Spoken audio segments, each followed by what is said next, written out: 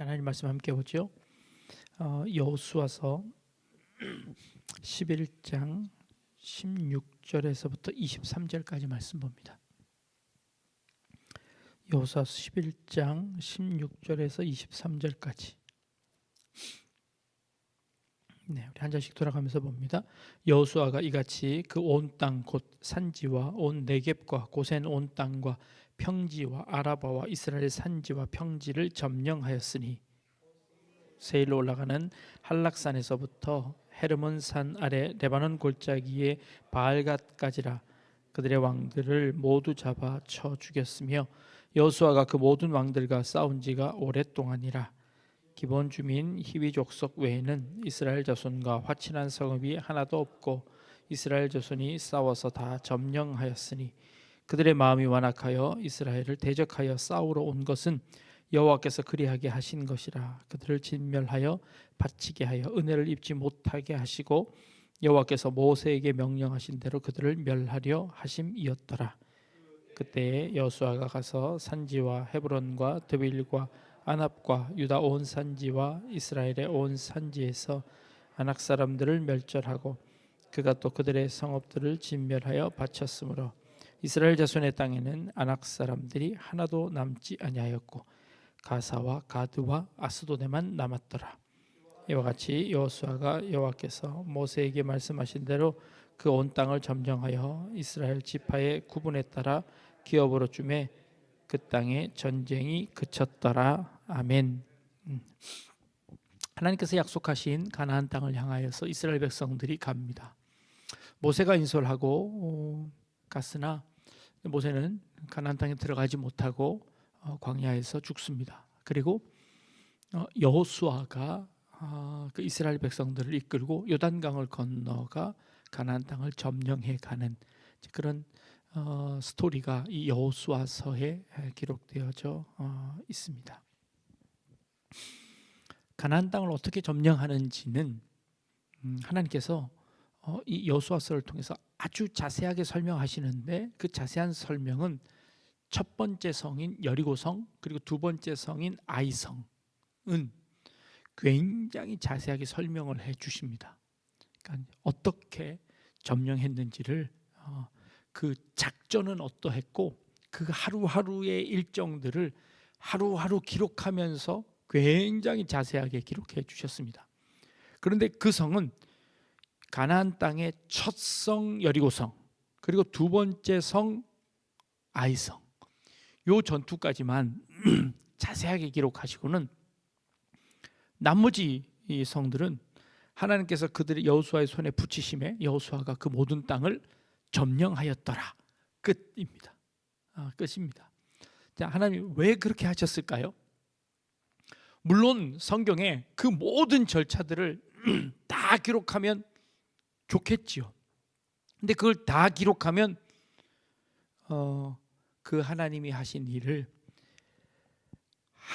하늘을 두루마리 삼고 바다를 먹물 삼아도 그 하나님의 그 크신 은혜를 다 기록할 수 없으니 그걸 다 기록할 수 없지 않겠습니까? 그래서 본보기로 여리고성과 그리고 아이성만 기록하고 그 나머지 성들은 그냥 이하동문하고 이제 쭉 생략하시는 겁니다. 그런데 여리고성은 가나안의 첫 성입니다. 그래서 그 가나안 땅을 점령하는 것은 굉장히 자세히 설명을 하시는데 언제부터 설명하냐면 그 성을 점령하러 가기 전부터 정탐꾼을 보내는 것부터 시작을 합니다. 정탐꾼을 보내는데 여러분 한번 생각해 보십시오. 여리고성 전투 방법은 하나님이 미리 계획해 놓으셨죠. 그죠? 미리 아셨죠. 하나님이 여리고성을 무너뜨릴 때 이스라엘 백성들은 뭐 했나요? 이스라엘 백성들 뭐 했죠? 성주위만 돌기만 했어요. 자, 성주위를 돌기만 했는데 정탐이 필요했을까요? 안 필요했을까요? 아니, 가서 싸울 것도 아니고 그 성 들어가 가지고 정탐이 필요했나요? 아니, 그냥 성만 빙빙 돌다가 올 건데 굳이 왜 정탐꾼을 보내야만 했을까요? 이 여리고성을 하나님께서 그렇게 뺑뺑 돌다가 소리만 와 하면 무너뜨려서 이스라엘 백성들에게 주시려고, 이스라엘 백성들이 아무것도 안 하고 이스라엘 백성들에게 선물로 주시려고 계획하셨는데 정탐꾼을 보내요. 그러다가 정탐꾼이 거기서 들켜요. 그러다가 막 우여곡절 끝에 겨우 막 도망치면서 살아나면서 막 아슬아슬하게 우리를 긴장을 시키세요. 그리고 나서는 괜히 거기에 살던 라합 한 사람 구원해 내려고 거길 정탐꾼을 간 거예요. 굳이 안 가도 되는데. 이스라엘이 그 정탐꾼을 통해서 얻은 유익은 뭘까요? 정탐을 통해서 이스라엘 백성들이 얻은 유익은 뭘까요? 아무것도 없죠. 괜히 라합만 살려줬다니까요. 라합도 원래 그냥 거기서 다 묻혀서 다 죽어야 되는데, 그럼 라합 살리러 들어간 걸까요? 그럴 수도 있지요. 그럴 수도 있지요. 그것보다 더 큰 거는 저는 이렇게 생각합니다. 그들이 그 여리고성에서 정탐꾼들로부터 들은 이야기입니다. 그 들은 이야기는 뭘까요? 그 라합의 입을 통해서 지금 여리고성 사람들이 이스라엘 백성들을 어떻게 생각하는지를 듣습니다. 뭐라고요? 우리는 너희가 홍해를 건너고 요단강을 건너서 온 그 모든 스토리, 그리고 너희를 인도하신 그 하나님의 말을 들을 때 우리의 간담이 녹아버렸다라는 이 한마디입니다. 여호와의 소문을 듣고 나서, 이스라엘 백성들의 소문을 듣고 나서 우리의 마음이, 우리의 간담이 녹아버렸다라는 그 한마디가 이 정탐꾼들이 얻은 가장 큰 수익입니다. 모세가 정탐꾼 12명을 보냈을 때는 어땠을까요? 그들이 얻은 유익은 뭐였죠? 하나도 없었습니다. 그들은 거꾸로 뭐라고 돼 있나요? 가나안 땅 백성들 때문에 우리의 간담이 녹아버렸습니다. 그들 때문에, 두려움 때문에 우리의 마음이, 이스라엘 백성들, 그 정탐꾼의 마음이 다 녹아버렸습니다. 그리고 정탐꾼 때문에 이스라엘 온 백성들의 마음이 다 녹아버렸습니다. 그래서 우리는 못 들어갑니다. 그래서 광야 40년을 돌았습니다. 근데 이번에 광야 40년을 돌고 나서 2명이 정탐꾼을 갔는데 그들의 말은 뭐라고요? 역전돼 버렸습니다. 너희들 때문에 우리의 마음이 녹아버렸다. 이 지금 너무 묘하게 하나님께서 이걸 대조해서 보여주고 계십니다. 12명의 정탐꾼이 갔을 때 그들 정탐꾼의 마음이 다 녹아버렸는데, 이번에 2명이 갔는데 하나님이 그 40년 동안 행하신 그 일들을 보며 가나안 백성들의 마음이 다 녹아버렸습니다. 그래서 그들은 힘 하나 쓰지 않고 담대히 이길 수 있는 그 소망을 가지게 되었습니다. 그리고 여리고성을 도는 겁니다. 여리고성을 돌 때 여러분 생각해 보십시오. 여리고성이 이렇게 있으면 전투하는 사람들은 어떻게 돌아야 할까요? 지금 여리고성 위에 있는 사람들이 돌멩이 던지면 거기서 화살 쏘면 죽잖아요. 그러면 이제 여리고성을 보면서 돌아야죠. 그럼 이제 이렇게 돌아야 돼요. 근데 이스라엘 백성들은 어떻게 돌았죠? 여기 안 보고 앞을 보고 걸어가는 겁니다. 성을 도는 겁니다. 이건 어떤 의미일까요? 승리의 행진입니다. 하나님이 이미 우리에게 주셨다는 것을 고백하는 승리의 행군입니다. 그리고 여리고성을 한 바퀴 돕니다. 그리고 2바퀴 돕니다. 나중에 7째 날 7바퀴 돌고 와 하니 그 성이 무너져 버렸습니다. 그리고 그들은 그 성을 차지하게 되었습니다. 이게 첫 번째 성입니다. 이제 그 가나안 땅은 하나님께서 그렇게 주시겠다고 약속했습니다. 근데 2번째 성에서는 어떻게 되죠? 실패합니다. 왜요? 하나님께 묻지도 않고 하나님을 의지하지 않고, 그리고 물론 아간의 잘못도 있었지만 그런 잘못들을 통해서 여리고 성보다 훨씬 더 적은 그 성 가운데 그들은 패배를 맛봅니다. 의미가 뭘까요? 하나님 의지하지 않고 하나님 순종하지 않으면 너희가 아무리 큰 일을 했을지라도 그 조그마한 성에서 너희는 실패할 수밖에 없다. 그러니 이 가나안 땅은, 이 하나님이 선물로 주신 이 땅 안에서는 하나님만 의지하고 살아야 한다라는 것을 명확하게 여리고성과 아이성을 통해서 그들에게 경고하셨습니다. 가르쳐 주셨습니다. 모델입니다. 그리고 나머지 성들은 어떻게 했다고요? 이하동문이다 라고 하는 겁니다. 자, 오늘 읽은 본문 가운데 그 가나안 땅을 다 점령하는데 얼마나 걸렸을까요? 가나안 땅을 다 점령하는데 성경은 이렇게 기록합니다. 오랫동안, 오래 걸렸다고 이야기합니다. 여호수아가 그 모든 왕들과 싸운 지가 오랫동안이라라고. 얼마나 됐을까요? 성경학자들은 약 7년 정도 걸렸을 것이다 라고 추정을 합니다. 7년 동안 전투하며 그 가나안 땅을 다 점령했습니다. 그 가나안 땅의 넓이는 얼마나 됐을까요? 우리나라 강원도 정도밖에 안 됩니다. 강원도 정도 되는 데를 7년 동안 정복했다면 엄청 오래 걸린 거죠. 엄청 오래 걸린 겁니다.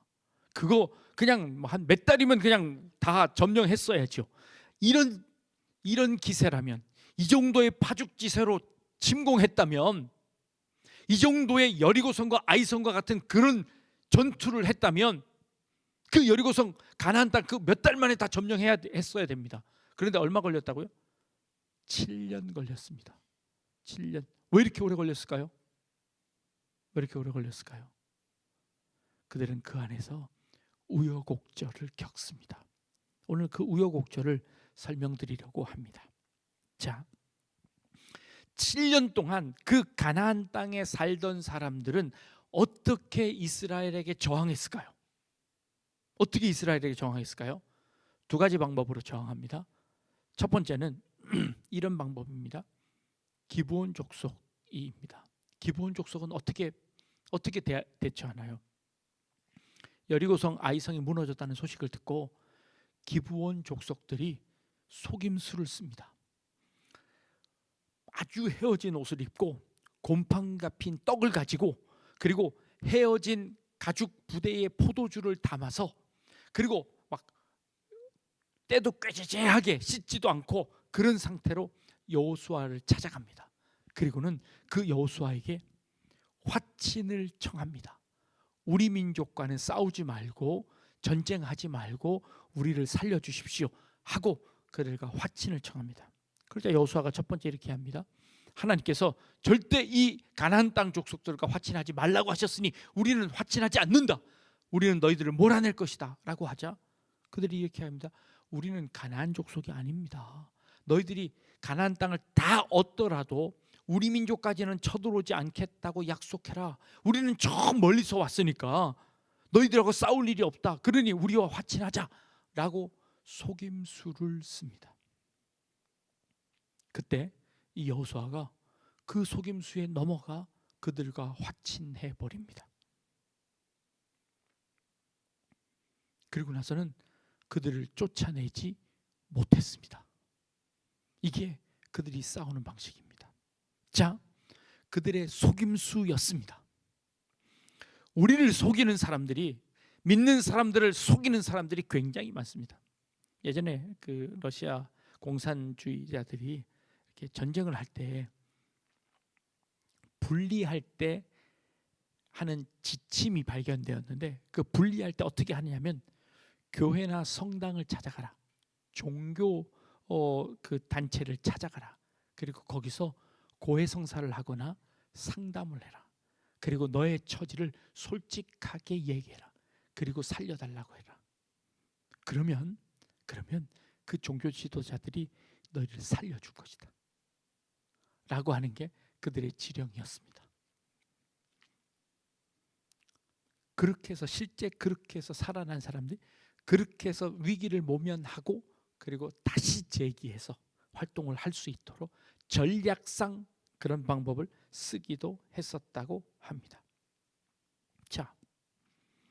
믿는 자들을 속여서라도 그들이 자기들의 원하는 바를 얻고자 하는 겁니다. 이게 사탄의 계략입니다. 우리 속에 슬그머니 속여서 들어온다는 겁니다. 슬그머니 속여서.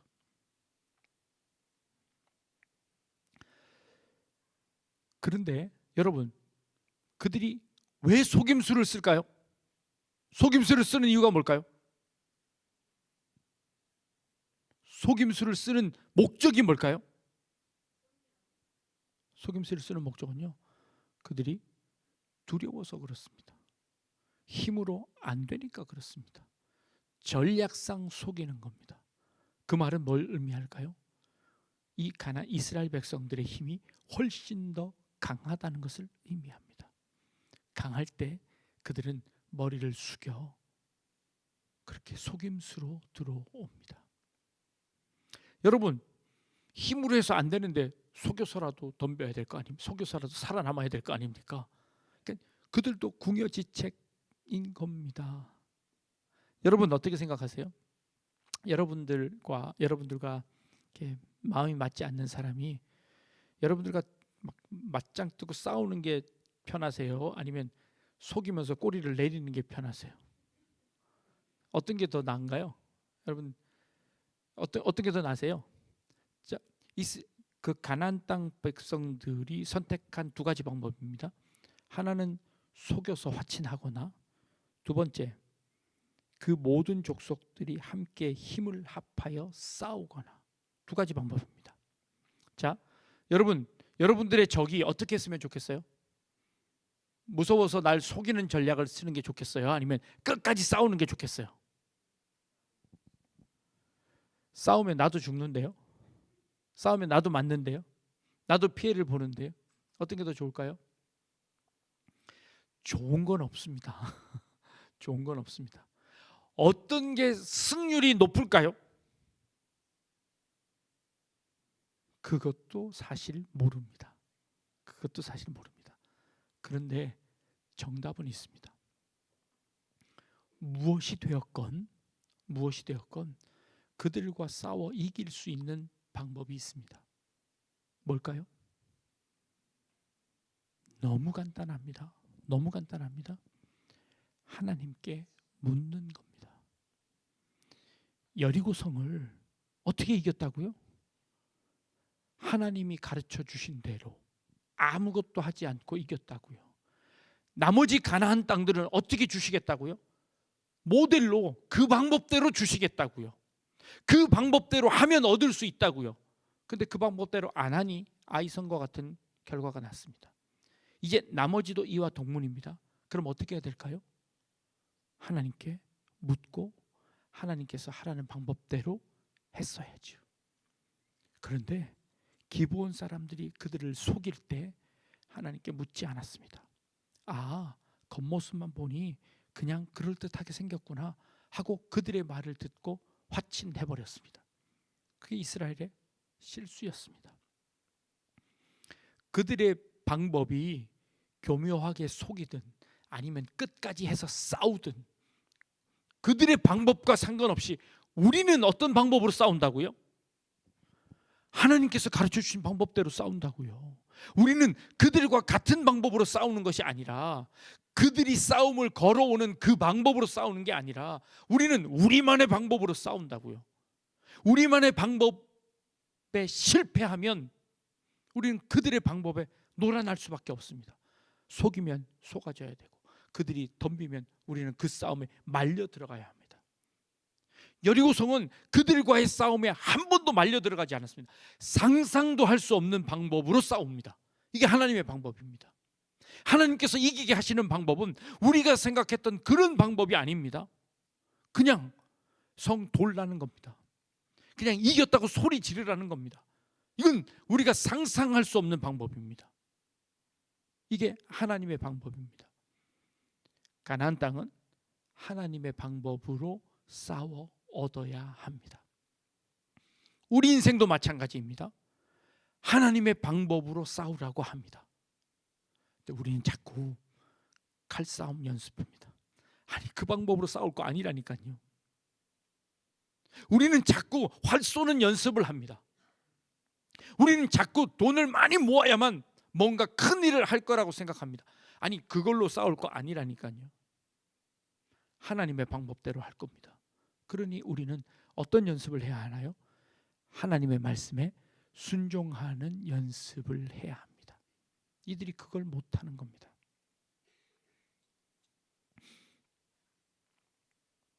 그들이 날 속였다고요? 내가 그 속임수에 깜빡 넘어갔다고요? 아니요. 내가 말씀 위에 서 있기만 하면 안 속을 수 있습니다. 내가 하나님의 명령에 순종하기만 하면요, 그 꼬임에 넘어가지 않을 수 있습니다. 내가 그 꼬임에 넘어갔다는 것은 내가 하나님의 말씀 위에 서 있지 않았다는 것을 의미합니다.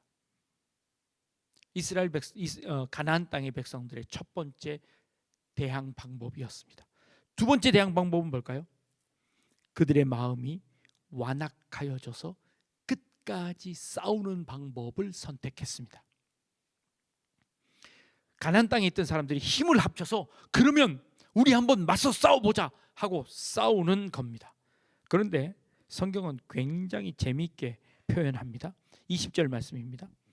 그들의 마음이 완악하여 이스라엘을 대적하여 싸우러 온 것은 여호와께서 그리하게 하신 것이라 라는 말씀입니다.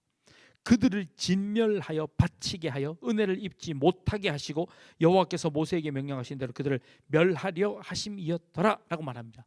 자, 그들이 끝까지 싸운 것은 뭐 때문이라고요? 하나님이 그들의 마음을 완악하게 해서 그들이 구원받지 못하게 다 죽어버리게 하기 위해서 그들의 마음을 완악하게 만들었다라고 성경은 표현하는 겁니다. 참 재미있는 표현이죠. 자, 모세가 바로를 찾아가서 이스라엘 백성들을 내놓으라 했을 때 바로가 거절합니다. 싫다, 안 된다. 그러자 모세가 기적을 베풉니다. 이적을 베풀죠. 막 지팡이를 던져서 뱀을 만들기도 하고 막 물을 튀어서 피를 만들기도 하고. 그럴 때 이 바로 왕이 뭘 했습니까? 애굽에 있는 마술사를 불렀다가 똑같이 하게 합니다. 그러니 뱀 만드는 것도 했고 그리고 물로 피 만드는 것도 해버렸습니다. 그러자 그들이 말을 듣지 않습니다. 세 번째 이적서부터는 마술사들도 하지 못합니다. 이건 분명히 신의 뜻이다, 하나님의 뜻이다 라고 합니다. 그래서 바로가 그 기적이 있을 때마다 뭐라고 하냐면 그래 너희들 가라. 그러다가 막상 가려고 하면 바로의 마음이 완악해져서 그들을 못 가게 막습니다.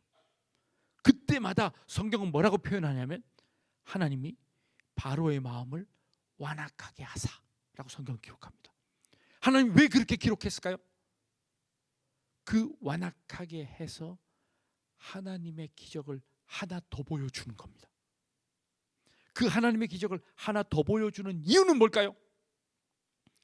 10가지 재앙들이 하나하나마다 당시에 이집트에서 섬기고 있던 신의 형상이었다고 합니다. 지금 하나님이 뭘 하고 계시는 건가요? 10가지의 재앙을 통해서 그 이집트에 있던 신들을 하나하나 부숴내고 계십니다. 그들이 믿고 있는 신들이 거짓이라는 것을 하나하나 밝혀내고 계십니다. 왜요? 바로의 마음을 완악하게 만들어서 그 신들을 하나하나 부서뜨리는 일들을 지금 하나님이 하고 계시는 겁니다. 마지막에 장자가 죽습니다. 그리고 나서는 바로가 뭐라고 하나요? 다 가라. 내가 아무것도 필요 없다. 너희들 다 데리고 가라. 그리고는 바로뿐만 아니라 이집트에 있던 사람들이 금은 폐물들을 이스라엘 사람들에게 주면서 너희들 제발 우리를 떠나가라 하고 할 정도로 그렇게 떠나보냅니다. 그럼에도 불구하고 그들의 마음이 또 완악하여져서 그들을 쫓아와 홍해에서 그들을 완전히 진멸해버립니다. 하나님이 그렇게 하신 겁니다. 자, 2가지 견해가 있습니다. 그들의 마음을 완악하게 한 이유는 첫 번째, 하나님의 능력과 살아계심을 증거하기 위해서. 하나님이 그들의 마음을 일부러 완악하게 해서 하나님이 살아계심을 그들에게 보여주기 위해서입니다. 첫 번째. 두 번째 해석은요, 원래 인간은 불나방처럼 불이 보이면 달려듭니다. 자기 몸이 타 죽는지도 모르고 그 불을 향해 달려갑니다. 이게 인간의 죄인의 본성입니다. 두 가지로 해석합니다. 어떤 게 맞을 것 같나요? 자, 하나님께서 하나님의 능력을 보여주기 위해서 그들의 마음을 완악하게 했다.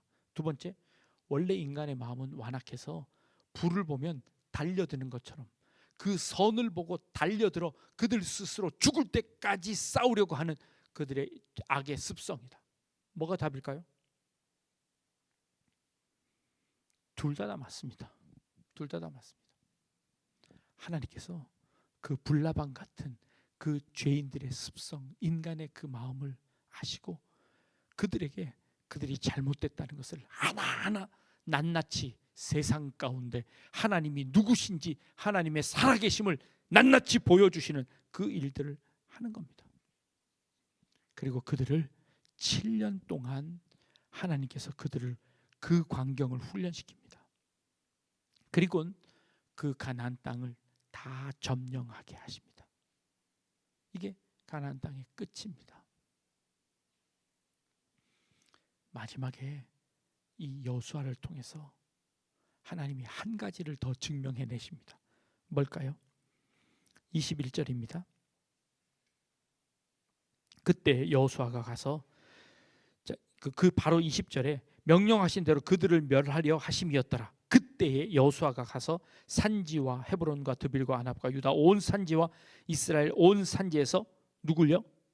아낙 자손들을 멸절하고 그가 또 그들의 성읍들을 진멸하여 바쳤으므로라고 기록됩니다. 자, 이 아낙 자손은 되게 재밌는 자손입니다. 여러 지파들 자손들 중에 가나안 땅의 아낙 자손을 멸했다라고 이 여호수아서에서 분명하게 밝힙니다. 아낙 자손은 어떤 사람들입니까?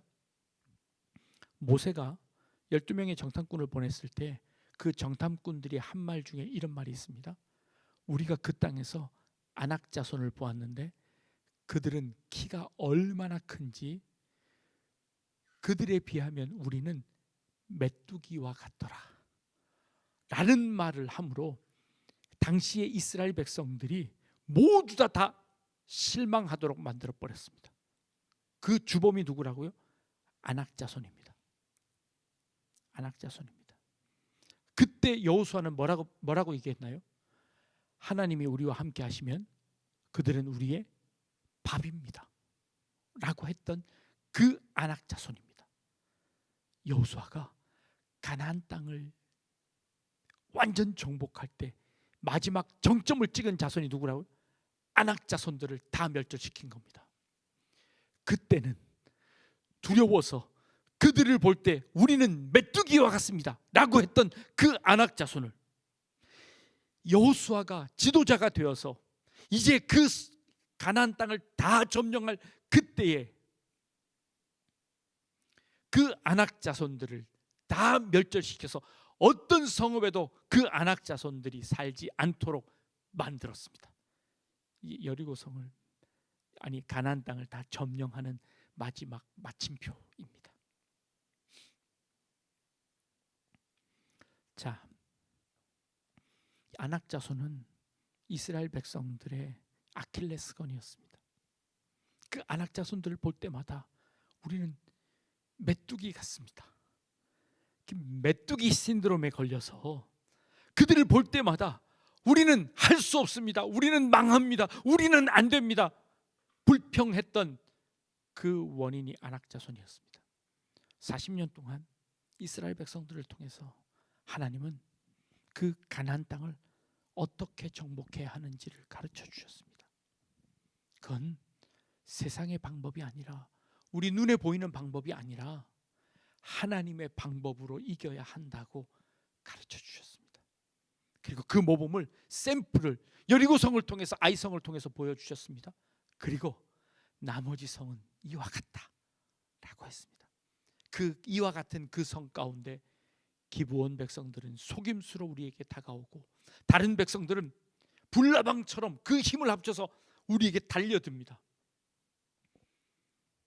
예전 같았으면 우리는 두려움 가운데 아무것도 할 수 없습니다. 그러나 이제 우리는 그 방법대로 사는 사람이 아닙니다. 하나님의 방법대로 삽니다.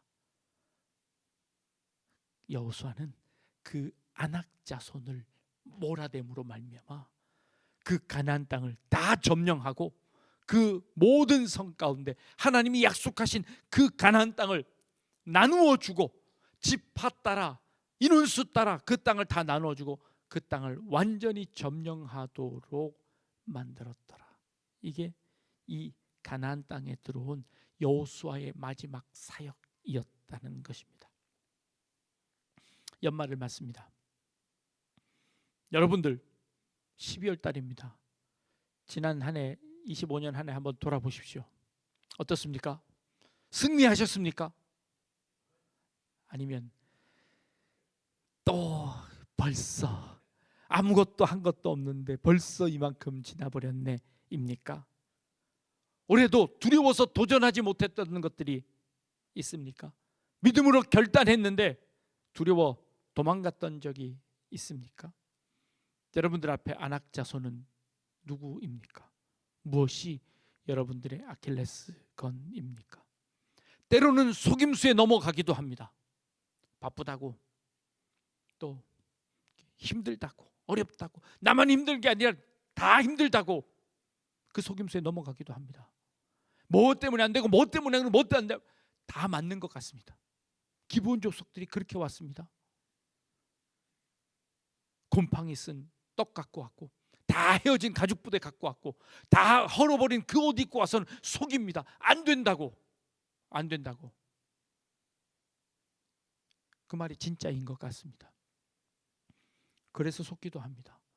때로는 너무 무서운 적들이 많아서 그들이 힘을 합쳐서 마치 불 속에 뛰어드는 불나방처럼 덤벼들어서 그것이 무서워서 하지 못하겠다고, 그들의 모습이 얼마나 큰지 나는 메뚜기 같았다고, 그 아낙 자손이 얼마나 큰지 난 메뚜기 같았다고.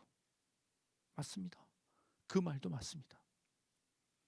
그들의 방법으로 보면 맞습니다. 그들의 전략으로 보면 우리는 질 수밖에 없습니다. 근데 하나님은 그렇게 싸우라고 우리에게 가나안 땅을 주시지 않았습니다. 우리더러 그렇게 세상과 싸우라고 우리를 세상에 보내지 않으셨습니다. 우리를 하나님의 방법으로, 너희들은 하나님의 깃발을 들고 그냥 그들 쳐다보지 말고 앞을 보고 돌라는 겁니다. 그 여리고성 보면서 벌벌 떨면서 돌지 말고 그 성을 옆에 두고 행진곡을 부르면서 그 성을 옆으로 돌라는 겁니다. 그리고 그들을 향해서 외치라는 겁니다.